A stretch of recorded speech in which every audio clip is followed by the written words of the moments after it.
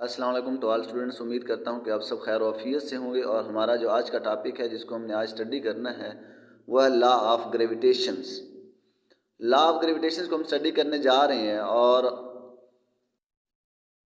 Chapter number 5 है। उसका पहला टॉपिक है लॉ ऑफ ग्रेविटेशंस। के अंदर जो ग्रेविटेशंस का सबसे पहले कंसेप्ट दिया था वो जो है गैलीलियो ने दिया था, लेकिन उसके बाद इसको एक्सप्लेन करने के लिए जो इसकी एक्सप्लेनेशन है वो न्यूटन ने दी। और न्यूटन ने प्रूव किया कि इन द यूनिवर्स अट्रैक्ट करती है अदर बॉडी को। लेकिन उसे पता कैसे चला?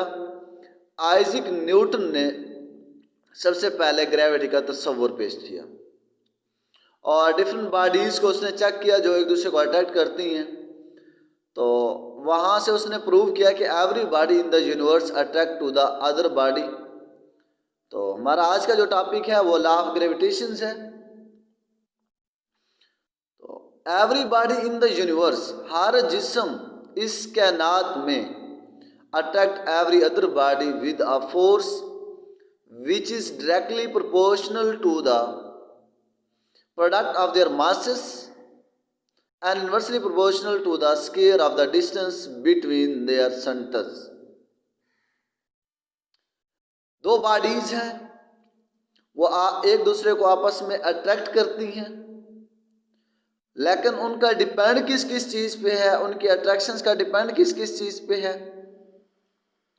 वो डिपेंड है उनके मासेस पे और उनके डिस्टेंस पे। उनके दरमियान, उनके मासेस के दरमियान फोर्स जो है उस पर फोर्स जो है उन मासेस पे भी डिपेंड करती है। फोर्स जो है उनके दरमियान डिस्टेंस पे भी डिपेंड करती है। तो मैथमेटिकली जरा देखिए, F is equal to G capital M1 M2 over D का स्क्वायर। तो जो डेफिनेशन मैंने लिखी है वो डेफिनेशन इस मैथमेटिकल फार्मूले के अकॉर्डिंग लिखी है। फोर्स जो है is directly proportional to masses M1 M2 product of masses, आपस में मल्टीप्लाई हो रही है, प्रोडक्ट है ये उनका। एंड बटे के अंदर जो वैल्यू है वो इनवर्स रिलेशन में है, तो inversely proportional to the square of the distance between their two masses, two bodies. तो ये उन बॉडीज के दरमियान मासेस के स्क्वायर जो डिस्टेंस है उसके स्क्वायर के इनवर्सली प्रोपोर्शनल है और प्रोडक्ट के डायरेक्टली प्रोपोर्शनल है। तो ये मैथमेटिकल प्रूवमेंट है इस डेफिनेशंस का। अब इसको जरा एक्सप्लेन करते हैं। कंसीडर टू बॉडीज, हमारे पास दो बॉडीज हैं। Consider two bodies of masses M1 M2, उनके दरमियान जो मासेस हैं उनके, वो एक को हमने M1 का नाम दे दिया, एक को हमने M2 का नाम दे दिया। The distance between them is D, उनके दरमियान जो डिस्टेंस है उसको हमने D से रिप्रेजेंट किया।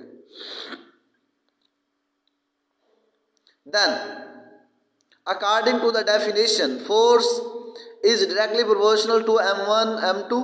अब उस फार्मूले को प्रूव करने जा रहे हैं, जो हमने लिखा है फार्मूला उसको प्रूव करने जा रहे हैं। तो according to the definition then F force is directly proportional to M1 and M2। Force is inversely proportional to the square of the distance between their two bodies, two masses. Then equation number 1 and equation number 2 को combine कर देते हैं। अब force is sign of proportionality M1 M2 over D का square. जब हम sign of proportionality को remove करते हैं तो हमारे पास कोई ना कोई कांस्टेंट आता है। तो यहाँ पे हमने कांस्टेंट जो इस्तेमाल किया है वो कांस्टेंट ऑफ ग्रेविटेशन है, जिसको हम G से रिप्रेजेंट करते हैं। तो F is equal to G M1 M2 over R का स्क्वायर। तो हमारे पास ये वाला फार्मूला उसकी डेफिनेशंस के अकॉर्डिंग प्रूव हो जाता है। हमने इस फार्मूले को प्रूव कर लिया जो हमने डेफिनेशंस के अंदर लिखा था, F is equal to G M1 M2 over R का स्क्वायर। कैसे हमने प्रूव किया? हमने डेफिनेशंस के अकॉर्डिंग ही प्रूव किया कि फोर्स जो है मासेस के डायरेक्टली प्रोपोर्शनल है मासेस के प्रोडक्ट के, और इन्वर्सली प्रोपोर्शनल है उनके स्केयर डिस्टेंस के स्केयर के। तो अब हम आगे ज़रा देखते हैं कि हमारे पास जो कांस्टेंट आ रहा है इसको हम किसका नाम देते हैं। तो वेयर इज कांस्टेंट जो है वो जी है और उसको हमने कॉल्ड यूनिवर्सल कांस्टेंट, उसको यूनिवर्सल कांस्टेंट का हमने नाम दिया है। और कैपिटल जी जो हमने यूज किया हुआ है इसको हमने यूनिवर्सल कांस्टेंट का नाम दिया हुआ है। और it's will be same everywhere because gravitational acceleration can not be involve. यह हर जगह पे कांस्टेंट क्यों है, वैरी क्यों नहीं हो सकता? Because the reason is that number 1 पे इसकी वैल्यू वेरी स्मॉल, नंबर 2 पे gravitational acceleration can not be involve.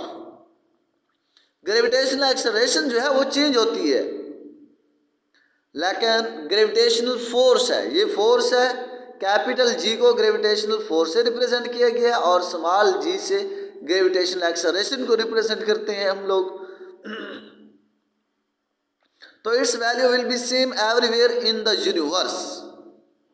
It's value is 6.673 multiplied by 10⁻⁻11 newton metre square पर किलोग्राम स्क्वायर। ये इसकी वैल्यू है, मैथमेटिकल और एक्सपेरिमेंटल वैल्यू है ये। अब इसका यूनिट क्या होगा? Its unit is newton metre square पर किलोग्राम स्क्वायर और its force are very small due to the small value of G. ये बहुत कम वैल्यू, बहुत स्मॉल वैल्यू है, बहुत कम रेंज जो फोर्स है, स्मॉल रेंज फोर्स है। इसकी रीज़न क्या है कि जी की वैल्यू जो है वो स्मॉल है।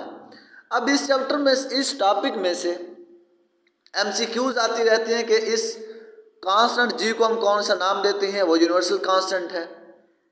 जी की वैल्यू कितनी है वो मैंने दे दी आपको 6.673 मल्टीप्लाई बाय 10⁻⁻11। उसके बाद आपसे पूछा जाता है इसका यूनिट क्या है, तो वो न्यूटन मीटर स्क्वायर पर किलोग्राम स्क्वायर है। या आपसे ये भी पूछा जा सकता है कि ये स्मॉल रेंज फोर्स है या लॉन्ग रेंज फोर्स है, तो हम कह सकते हैं ये स्मॉल रेंज फोर्स है। उसकी रीज़न क्या है? रीज़न ये है कि जी की वैल्यू स्मॉल है। तो ये हमारा आज का टॉपिक था। इस टॉपिक में कोई मसला तो आप मेरे साथ शेयर कीजिएगा। ओके बेटा, अल्लाह हाफिज़।